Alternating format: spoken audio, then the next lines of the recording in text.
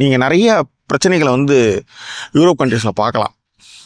ஆனால் நீங்கள் எங்கேயுமே குழந்தை தொழிலாளர்கள், குழந்தைங்களை வந்து தெருவில் வச்சுட்டு பிச்சை எடுக்கிறது, இந்த மாதிரி குழந்தைகளை வந்து நீங்கள் வந்து அசிங்கப்படுத்துறதையோ இல்லை அவங்கள வந்து காலி பண்ணுறதையோ இவங்க ஒரு நாளும் சகிச்சிக்கவே மாட்டாங்க.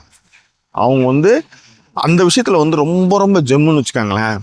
ஸோ அந்த இடர்பாடுகள்லாம் கூட இந்த திரைப்படம் வந்து பேசுது. இந்த படம் பார்க்கும்போது எனக்கு என்னென்னா, ஒரு சிலர் வந்து இந்த படத்தை வந்து ஓவர் ஹைப்டு அப்படின்னு சொல்கிறாங்க.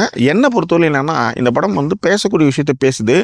ஆனால் நம்ம நினைக்கிற அளவுக்கு இப்போ வந்து எமோஷ்னலி மஸ்ட் வாட்ச் ஃபிலிம் அப்படின்னு சொல்கிறாங்கன்னு வச்சுக்காங்களேன். இந்த படத்தை பற்றி ஒரு கன்க்ளூஷனுக்கு நான் இல்லை, நிச்சயமாக இதை பார்க்கலாம் அப்படின்னு தான் சொல்லுவேன். ஏன்னா நம்ம நிறைய படங்கள் பார்த்தவங்களால இதை வந்து எளிதில் அதை கன்சியூம் பண்ணிக்க முடியும். ஓகே,